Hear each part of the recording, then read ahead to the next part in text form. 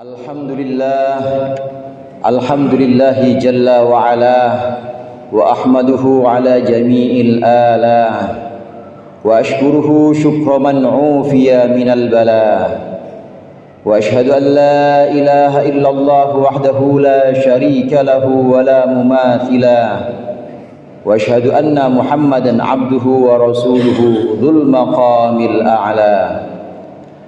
Allahumma salli wa sallim ala sayyidina Muhammadin alladhi ikhtassallahu bihi fadaila wa ala alihi wa ashabihi alladhina nalu ad-darajatil ula. Amma ba'd, faya ma'asyiral mu'minin wa zumratal muslimin, ittaqullaha wa ati'u wa ati'ur rasul wal ulama al amilin alladhina hum warathatul anbiya. Wa qala Allah ta'ala wa huwa asdaqul qailin, innama yakhshallaha min ibadihi al ulama, innallaha azizun ghafur. Wa qala Rasulullah sallallahu alaihi wasallam, jalisil ulama wa sahibil hukama wa khalidil kubara. Alhamdulillah, dengan ungkapan ini marilah sama-sama kita bersyukur kepada Allah atas berbagai macam nikmat dan karunia-Nya yang telah kita terima, terutama nikmat iman dan Islam serta kesehatan, sehingga pada siang hari ini kita bisa berkumpul melaksanakan kewajiban kita. Allahumma salli ala sayyidina Muhammadin wa alihi wa sahbihi wa sallim. Dengan ungkapan ini mudah-mudahan Allah senantiasa melimpahkan rahmat ta'zim, melimpahkan salawat dan juga salamnya kepada junjungan kita baginda Nabi besar Nabi Muhammad sallallahu alaihi wasallam, dan juga untuk keluarganya, untuk para sahabatnya dan pengikut-pengikutnya yang insyaallah kita termasuk di dalamnya. Hadirin jamaah rahimakumullah, melalui mimbar yang mulia ini di hari Jumat yang penuh barakah ini, khatib mengajak hadirin untuk senantiasa bertakwa kepada Allah, melaksanakan perintah-perintah Allah dan menjauhkan segala larangan-larangannya, demi untuk mencapai keselamatan, baik keselamatan di dunia maupun keselamatan di akhirat. Hadirin jamaah rahimakumullah, agama Islam adalah agama yang sempurna. Agama Islam adalah agama yang paripurna. Kesempurnaan agama Islam ini tidak terletak kepada kemenangan, karena jika hanya kemenangan yang dituju, jika hanya kemenangan yang dikejar, maka Islam akan menjadi ideologi. Keutamaan Islam juga bukan dengan kemunduran, karena kalau toh Islam kemudian melahirkan kemunduran, maka Islam akan terlihat seperti menentang peradaban. Tetapi kesempurnaan agama Islam ini adalah kesempurnaan dalam memberikan keselamatan untuk para pengikut-pengikutnya. Kata Islam itu sendiri terambil dari kata aslama yuslimu islaman.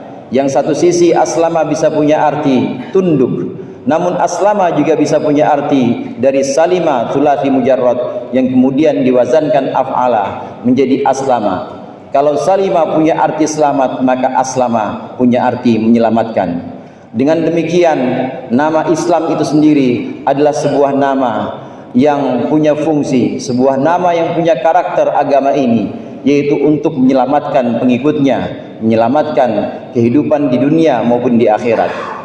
Tidak penting apakah itu maju atau mundur, yang penting adalah ketika kita maju, maka kita tetap dalam keadaan selamat. Dan ketika kita mundur, kita juga tetap dalam keadaan selamat.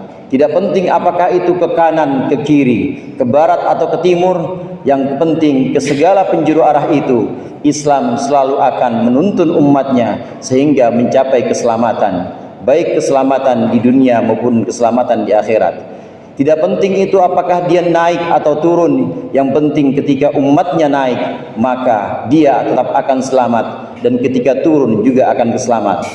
Inilah yang dimaksud dengan Islam sebagai agama yang memberikan keselamatan. Lalu bagaimana kita pengikutnya, bagaimana kita umat Islam bisa selamat? Selamat di dunia ini dan juga selamat di akhirat. Satu-satunya cara adalah dengan mengikuti Rasulullah sallallahu alaihi wasallam. Rasulullah sallallahu alaihi wasallam berpesan kepada kita agar kita berpegang teguh kepada Al-Qur'an, berpegang teguh kepada Alkitab, yaitu Al-Qur'an yang merupakan wahyu Allah, Al-Qur'an yang memang Allah jaga, tidak akan ada perubahan. Allah Subhanahu wa taala berfirman, "Inna nahnu nazzalna dzikra wa inna lahu lahafizun." Sesungguhnya kamilah yang menurunkan Al-Qur'an, Az-Dzikr, dan kamilah yang akan menjaganya. Ini Al-Qur'an. Al-Qur'an ini sebagai pokok, sebagai pedoman, sebagai satu sumber hukum yang pertama. Kemudian tentunya adalah dengan mengikuti hadis atau sesuatu yang disebut dengan sunnah, mengikuti Rasulullah sallallahu alaihi wasallam. Hadirin jamaah rahimakumullah, pada masa awal mungkin ketika masih ada Rasulullah, pertanyaan-pertanyaan, permasalahan-permasalahan bisa ditanya langsung kepada Rasulullah sallallahu alaihi wasallam. Namun ketika pada masa berikutnya Rasulullah sudah wafat, maka pertanyaan-pertanyaan baik yang kaitannya dengan agama maupun kaitannya dengan dunia maka akan dimintakan, maka akan dipertanyakan kepada sahabat-sahabat.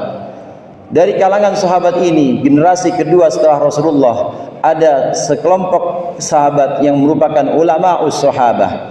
Kita kenal Sayyidina Ali bin Abi Thalib. Kemudian kita juga kenal 3 orang Abdullah yang kadang disebut sebagai Abadillah, Abdullah bin Abbas, Abdullah bin Mas'ud, dan Abdullah bin Umar. Ini adalah ulama'us sahabah. Ini adalah ulama-ulama dari kalangan sahabat. Demikian juga masa setelahnya, yaitu masa tabi'in. Kita juga mengenal Imam Al-Hasan Al-Basri, dan juga masa tabi'in. Kita sudah mengenal ada Imam Malik, Imam Abu Hanifah, dan kemudian dilanjutkan berikutnya murid-muridnya. Hadirin jamaah rahimakumullah, inilah ulama. Ulama inilah yang mewarisi ilmu-ilmu yang Allah berikan kepada para nabi.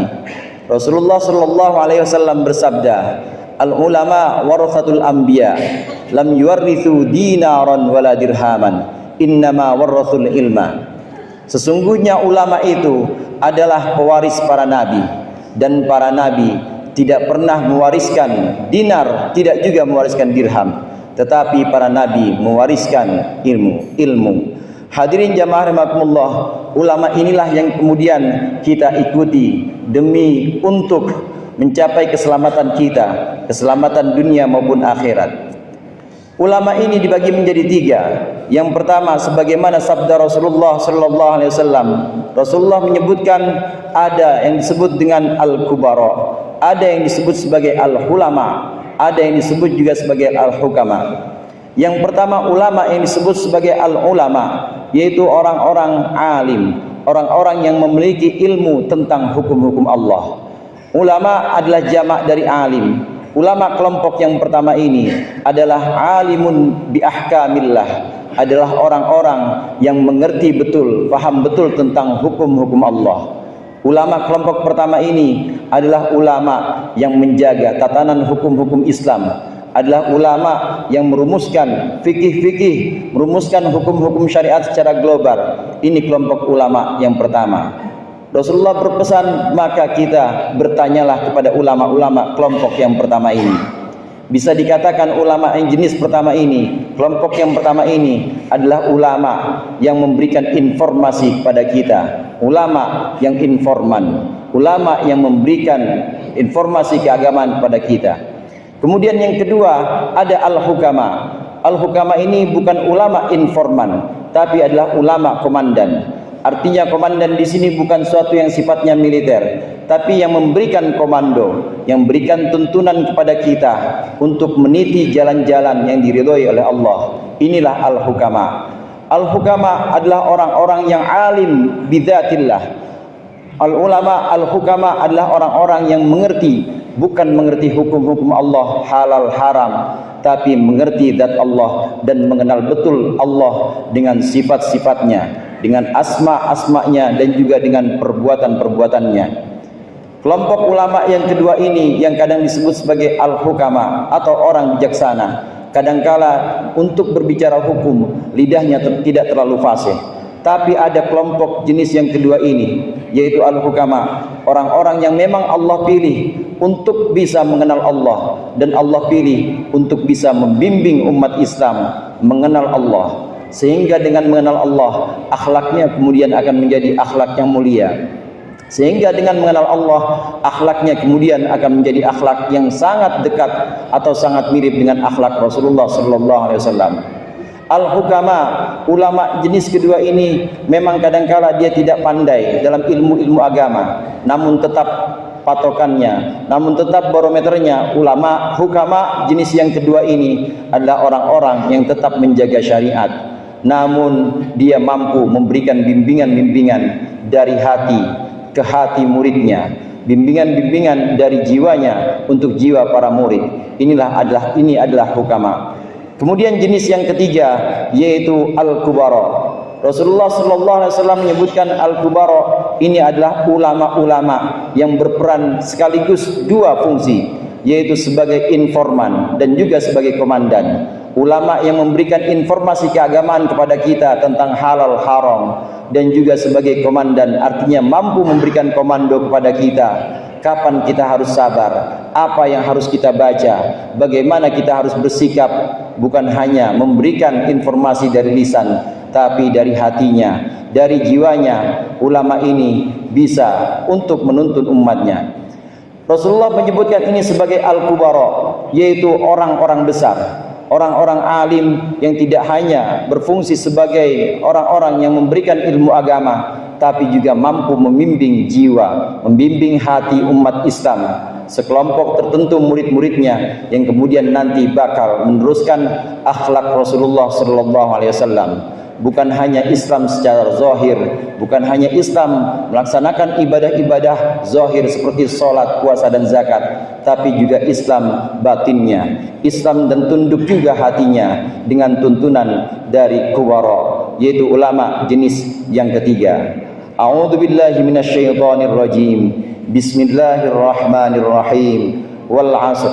Innal insana lafi khusrin illa alladziina aamanu wa 'amilus solihati wa tawasaw bil haqqi wa tawasaw bis sabr.